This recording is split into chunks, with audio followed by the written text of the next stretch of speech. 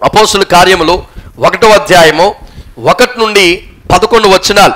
11 వచనాలు మీరు చదివేసరికి మనకి మొత్తం టైం అయిపోద్ది కనుక దాంట్లో నుండి ఒకే ఒక్క వచనాన్ని నేను ధ్యానించడానికి ఇష్టపడుతున్నాను. చూడండి, 8వ వచనాన్ని ఒక్కసారి చదివి వినిపించండి అమ్మా. పరిశుద్ధాత్మ మీ మీదికి వచ్చినప్పుడు మీరు శక్తి నొందెదరు కనుక మీరు యెరూషలేములోను యూదయ సమరయ దేశమందంతటాను భూదిగంతముల వరకు నాకు సాక్షులయ్యుందురని వారితో చెప్పెను. చాలమ్మా, ఈ వాక్యాన్ని ఈరోజు మనము ధ్యానించబోతున్నాం. ఎందుకనంటే రక్షణ పొందినటువంటి ప్రతి వ్యక్తి కూడా చేయవలసినటువంటి పని ఉండదు. రక్షణ పొందినటువంటి ప్రతి వ్యక్తి కూడా చేయవలసినటువంటి పని ఉండదు. ఒక వ్యక్తి పుట్టిన తరువాత, అంటే భౌతికంగా పుట్టిన తరువాత తన జీవితము లేక తన యొక్క జీవితంలో స్థిరపడుట కొరకు, ప్రతిరోజు ఏ లోటు లేకుండా తినడం కొరకు బాల్య దశ నుండే కష్టపడుతూ ఉంటాడు. అవునా? చిన్నపిల్లల్ని 3 సంవత్సరాలు నిండగానే తీసుకెళ్ళి స్కూల్లో పడేస్తాం. ఎందుకు? అది బతుకులో 4 రూపాయలు సంపాదించుకుని కడుపు నిండా తింటాడని. అంతకన్నా ఇంకేమైనా ఉంటుందా? దానివల్ల చేసేది ఏమీ కూడా ఉండదు.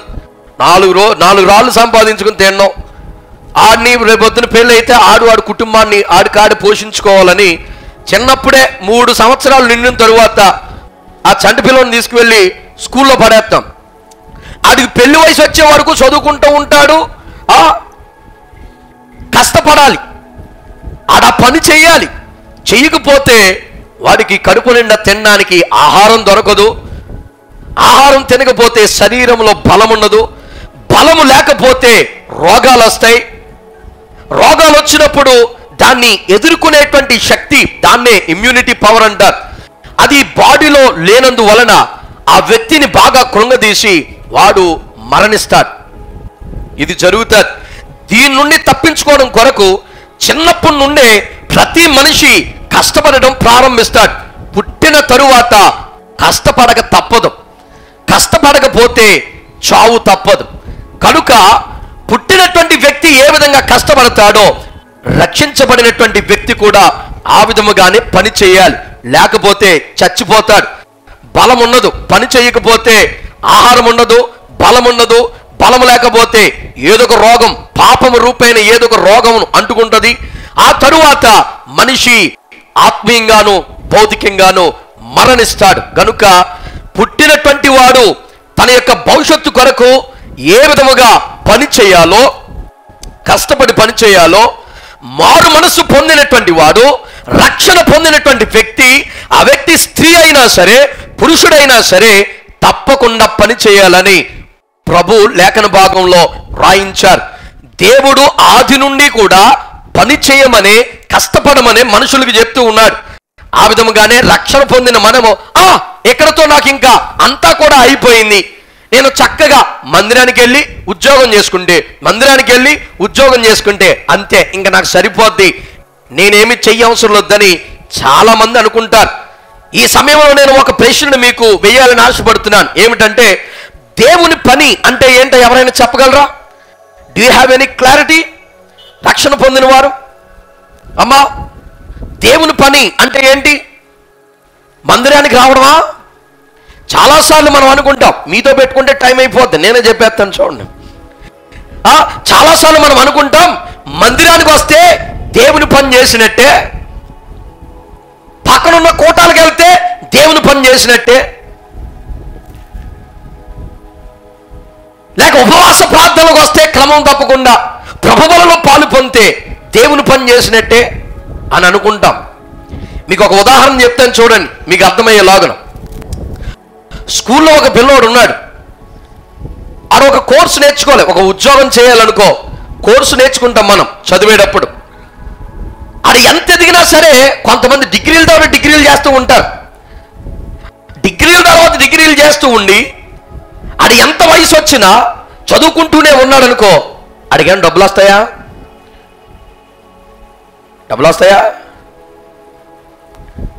తింటాడా? తినగలడా? తినలేడా? మరి ఏం చేయాలి? ఆ 4 గోడల మధ్య చదువుకున్న దాన్ని తీసుకెళ్ళి బయట ఉపయోగిస్తే, బయట పనిచేస్తే ఆడికప్పుడు డబ్బులు వస్తాయి. అవునా? ఈ 4 గోడల మధ్య ఉన్నటువంటి సంఘం లేక చర్చ్ అనేది మనకొక తర్ఫీదు లాంటిది. మనం ఇక్కడ ఏం చేయాలి, దేవుడంటే ఎవరు, నమ్మినటువంటి వారిని ఏం చేయమంటున్నాడు, మనం ఏం చేస్తే ఆ నిత్య రాజ్యానికి వెళతాం, దేవుడు మనకు అప్పగిస్తున్నటువంటి పని ఏమిటి, దేవుడు మనల్ని ఎలా బ్రతకమంటున్నాడు అనేటువంటి విషయాలను ఈ 4 గోడల మధ్య నేర్చుకుంటాం మనం.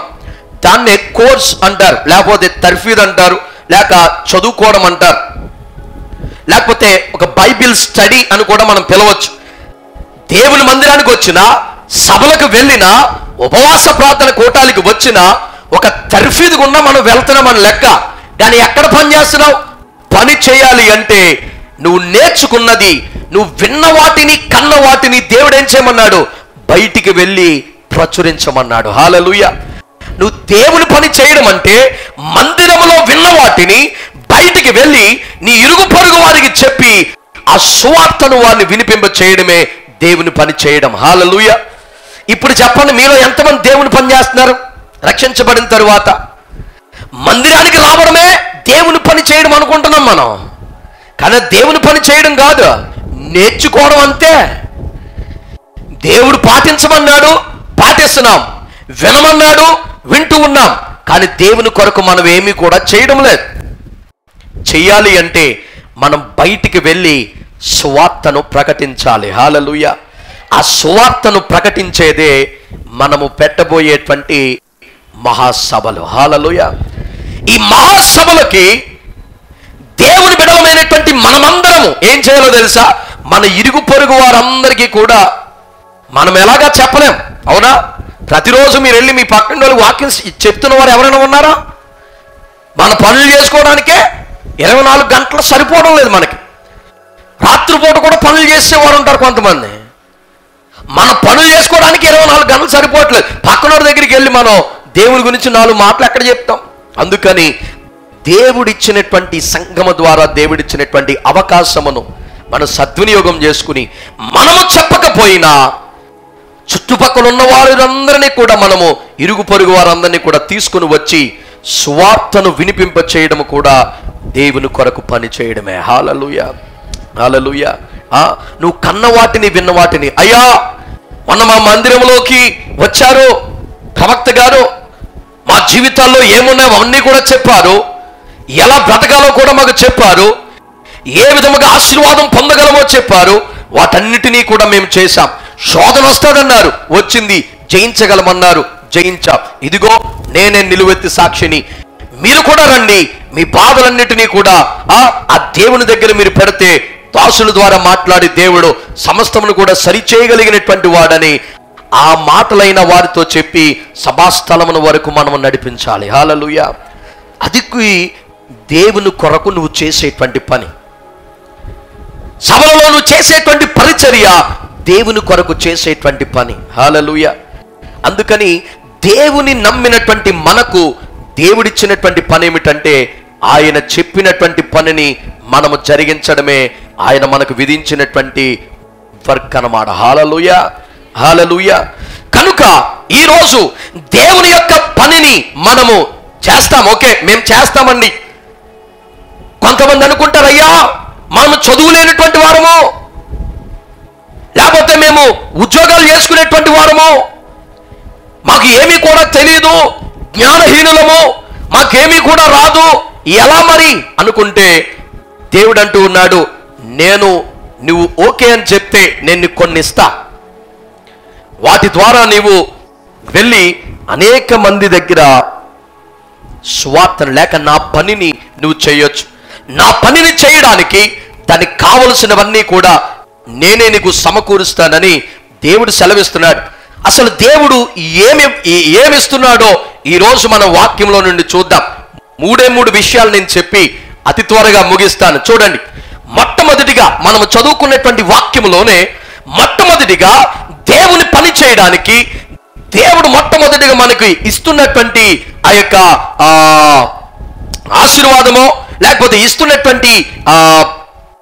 ఇస్తున్నది ఏమిటో మనము వాక్యములో అపోస్తుల కార్యములు 1వ అధ్యాయం 8వ వచనం ప్రారంభంలోనే మనం చూస్తున్నాం. అక్కడ ఏం రాయబడి ఉందంటే, పరిశుద్ధాత్మ మీ మీదికి వచ్చినప్పుడు మీరు శక్తిని పొందుకుంటారు. హల్లెలూయా. దేవుడు మనకిచ్చేది ఏమిటంటే ఆయన పనిని చేయడానికి శక్తిని మనకి ఇస్తాడంట. హల్లెలూయా. శక్తి లేకుండా మనం ఏ పనన్నా చేయగలమండి? ఇప్పుడు మీరు ప్రతిరోజు పని చేస్తున్నారు, కష్టపడుతున్నారు. శక్తి లేకుండా మీరు ఏమైనా పని చేయగలరా? కొంతమంది పెద్దవారు అంటారు ఏమనంటే, మేము ఇదివరకు ఉన్నప్పుడు ధాన్యం బస్తాలు మాకు మేమే ఎత్తేసుకుని ఎన్నైనా జారేసేవాళ్ళమండి, ఇప్పుడు ఏ పని కూడా చేయలేకపోతున్నాం, అంతా కూడా కష్టమైపోతుంది అని చెప్తూ ఉంటారు. ఏమండి ఏమైంది అని మనం అడిగామనుకో, వారంటారు, ఎక్కడండి శక్తి సరిపోవట్లేదు, బలహీనమైపోయాం కదండి, అప్పుడు చేసినంత పనిని ఇప్పుడు మేము చేయలేకపోతున్నాం, అప్పుడున్నంత ఓపిక బలము ఇప్పుడు లేదు. ఇప్పుడు స్త్రీలు అడిగామనుకోండి, స్త్రీలు కనీసం ఒక రంపో దగ్గర ఏదో ఒకటి వచ్చిందనుకో, ఇంట్లో పనులు ఏమైనా చేస్తారా?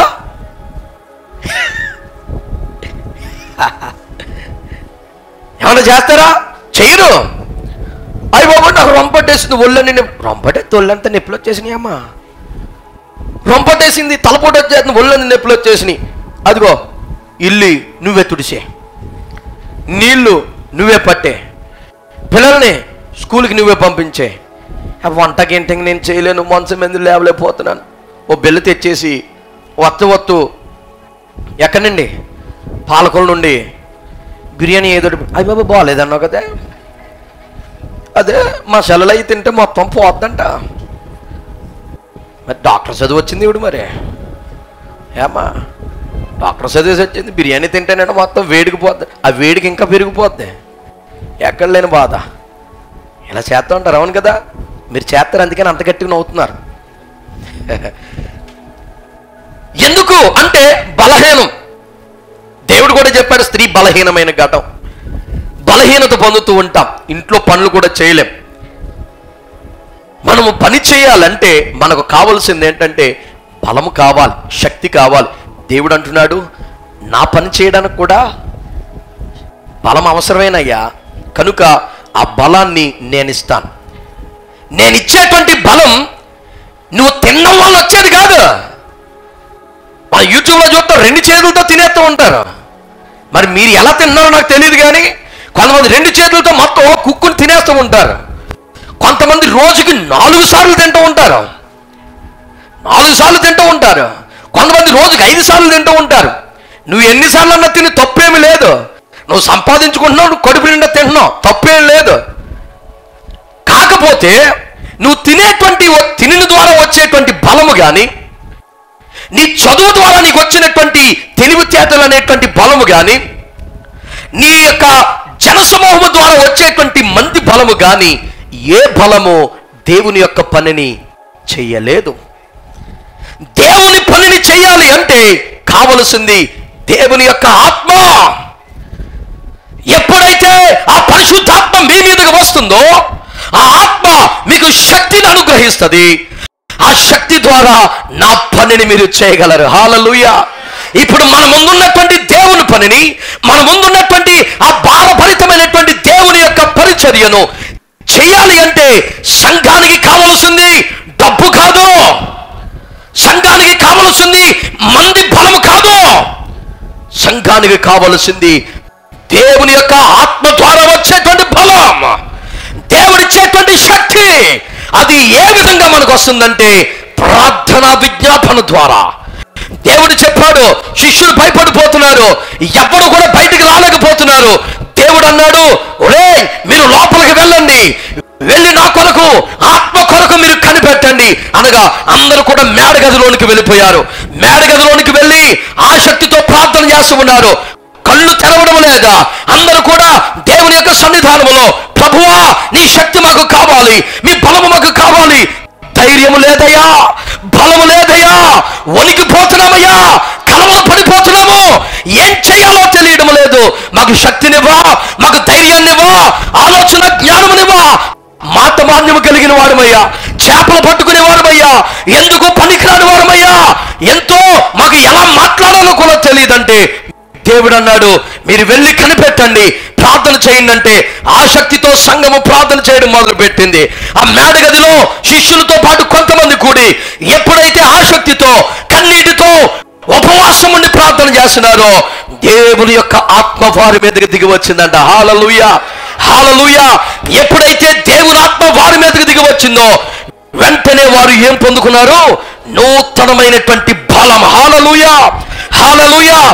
ఎప్పుడైతే నూతనమైనటువంటి బలము పొందుకున్నారో వెంటనే ఎక్కడ లేనిటువంటి ధైర్యం వారికి వచ్చేసింది. హల్లెలూయా. ధైర్యముతో నిండిపోయారు, బలముతో నిండిపోయారు. వాక్యము ప్రకటిస్తూ ఉండగా అనేక మంది స్వస్థత పొందడం, అనేక మంది నడిపించబడడం, ఒక్క ప్రసంగముతోనే 3,000 మంది రక్షణ పొందడం వారి కళ్ళారా చూడడం ప్రారంభించారు. హల్లెలూయా. ఆ ఎప్పుడైతే ఆ బలాన్ని పొందుకున్నారో, ఎప్పుడైతే ఆ శక్తిలో ఉన్నటువంటి మాధుర్యాన్ని ఆ ప్రజలు చూశారో లేక శిష్యులు చూశారో, మేడగదిలోనే ఉండిపోవడానికి ఇష్టపడలా, ఉన్నటువంటి 4 గోడల మధ్యలోనే ఉండిపోవడానికి ఇష్టపడలా. వారు ఏం చేశారో తెలుసా? నీ దేవుడు చెప్పినట్లుగా అనేక ప్రాంతాలకి బయటికి వెళ్ళి సువార్త ప్రకటించడం ప్రారంభించారు. హల్లెలూయా. దేవుని పనిని చేయాలి అంటే ఆత్మ బలం అవసరం. ప్రార్థన ద్వారానే బలం పొందుకోగలం, కన్నీటి ప్రార్థన ద్వారా. లేకపోతే దేవుని పనిని మనం జరిగించలేమమ్మా, దేవుని పని మనం జరిగించలేం. ఇప్పుడు నీవు నేను వాడేటువంటి కార్లు ఉన్నాయి. ఆ కారు ఎంత సుందరముగా ఉన్నా, దానికి నువ్వు ఎంత పాలిష్ పెట్టి, ఎంత మంచి వీల్స్ పెట్టించి, లోపల ఎంత లైటింగ్ తో డెకరేషన్ నువ్వు చేయించి, అన్ని ఫెసిలిటీస్ మోడర్న్ గా హైఫైగా నువ్వు చేయించిన ఆ కారు నడవడానికి ఎదర ఇంజిన్ లేదనుకో, ఆ కారు దేనికైనా పనికొస్తుందా? పనికొస్తుందా? దేవుని యొక్క శక్తి లేకుండా మనం చేసే ఏర్పాట్లు అలాగుంటాయి. ప్రార్థన లేకుండా చేసేటువంటి ఏర్పాట్లు అలాగుంటాయి. నువ్వు అక్కడ ఎన్ని లైట్లు పెట్టినా, ఎంత పెద్ద స్టేజ్ వేసినా, ఎంత గొప్ప దైవజనులను పిలిపించినా, ఎంత గొప్ప జనము తరలి వచ్చినా, ప్రార్థన లేకపోతే, ఆత్మ కార్యం అక్కడ జరగకపోతే, దేవుని యొక్క సన్నిధి అక్కడ లేకపోతే నీ డబ్బంతా కూడా బూడిదలో పోసిన పన్నీరే. నువ్వు పెట్టినటువంటి లైటులన్నీ కూడా హంగానికి ఆర్భాటానికి చెల్లిపోతాయేమో, కానీ దేవుని నామం దాని ద్వారా మహింపరచబడదు. అమ్మా, కూలి పని చేసుకుని పైసా పోగేసి దేవుని పరిచర్య కొరకు ఇచ్చావు, గుర్తుందా?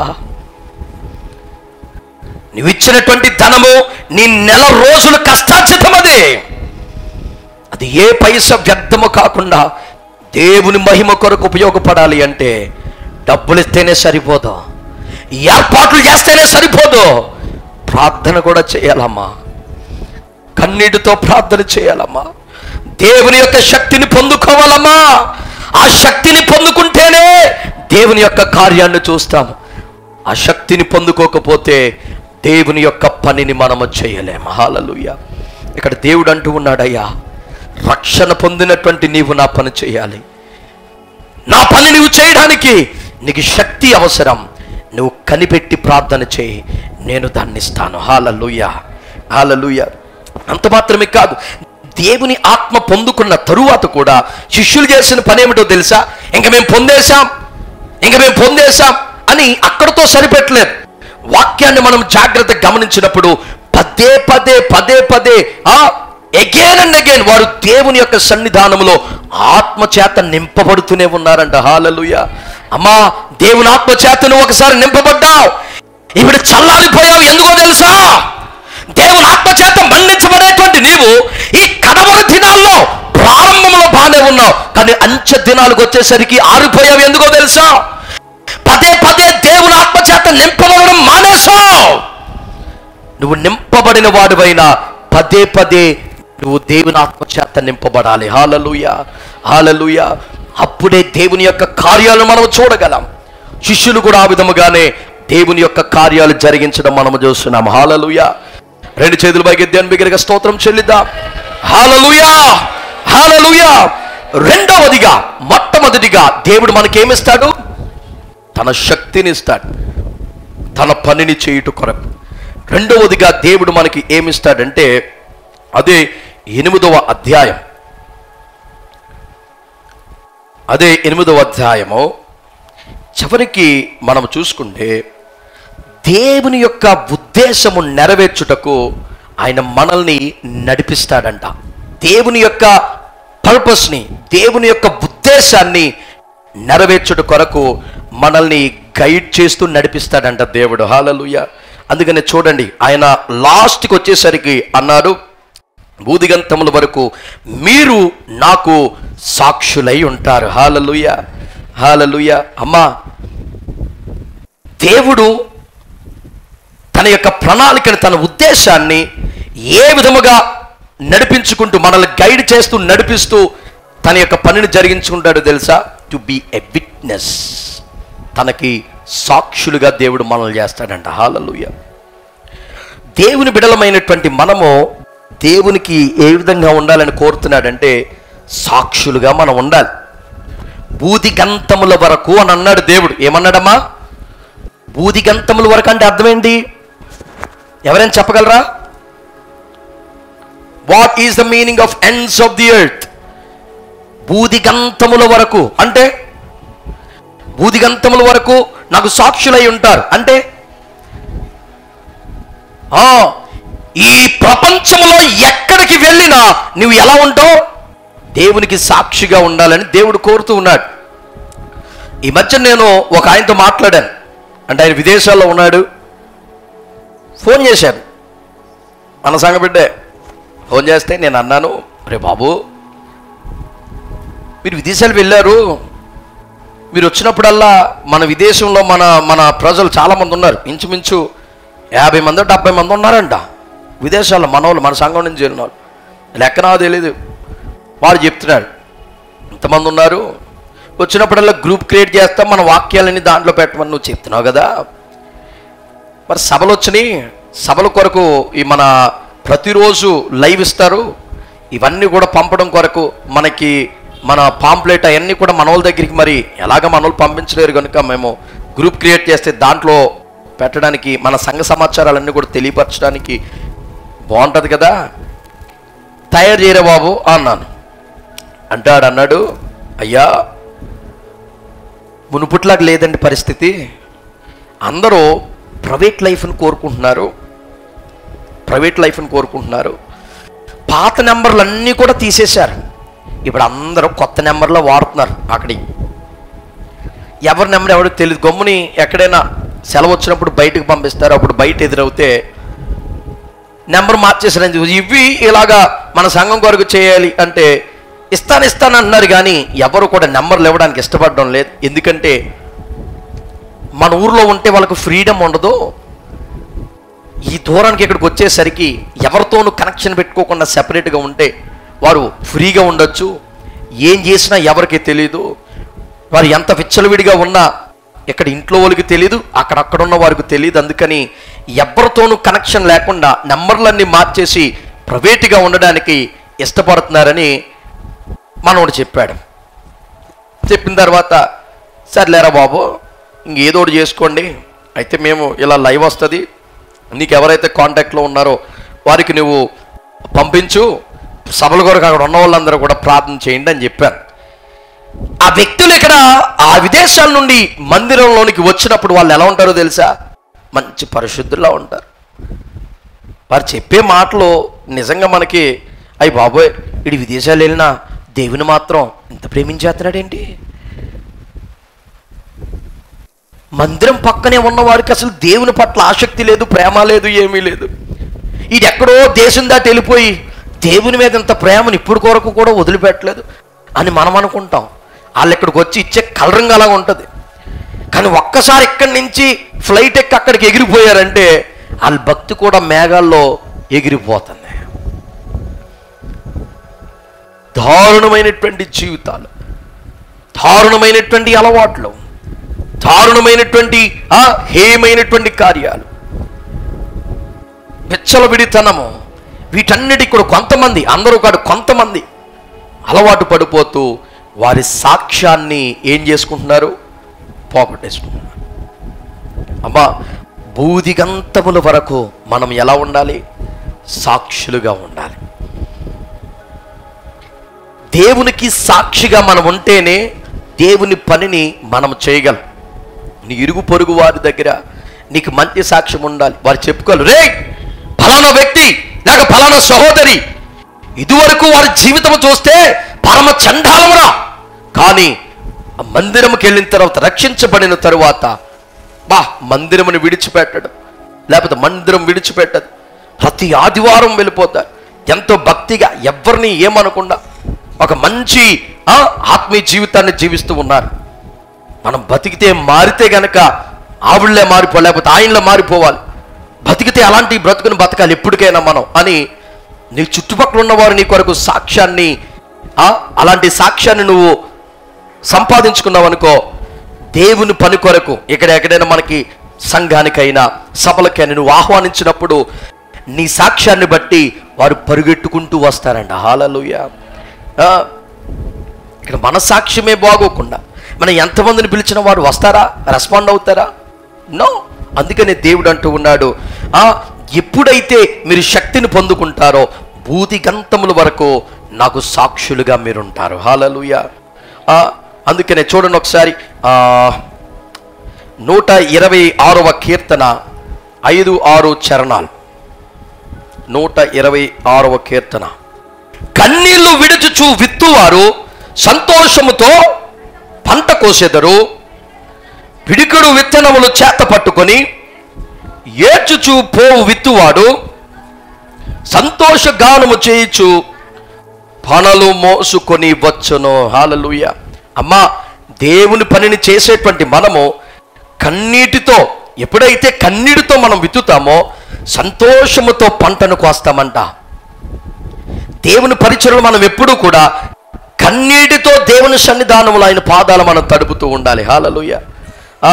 మన ఆదిమ, మన పితరులు, మన ఆత్మీయ తండ్రి గారు అందరూ కూడా ఏం చేసేవారంటే దేవుని యొక్క సన్నిధానములో కన్నీరు విడుచుచు ఉపవాసం ఉండి ఈ పరిచర్య కొరకు, ముందున్నటువంటి సభల కొరకు కన్నీరు విడుచు ఉపవాసం నుండి ప్రార్థన చేసేవారు. గనుక ప్రతి సంవత్సరం కూడా సంతోషముతో ఆ సభలు గంభీరముగా దేవుడు జరిగిస్తూ సంతోషం అనేటువంటి పంటను కోస్తున్నాం.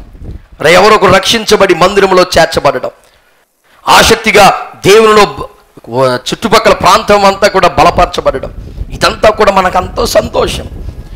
మనము కూడా కన్నీటితో మనం విత్తినట్లయితే సంతోషముతో మనము కూడా పంటను కోసేటువంటి వారుగా మనం ఉంటాం. హల్లెలూయా. దేవుని పనిని చేసేటువంటి మనల్ని కూడా దేవుడు విడిచిపెట్టాడంట.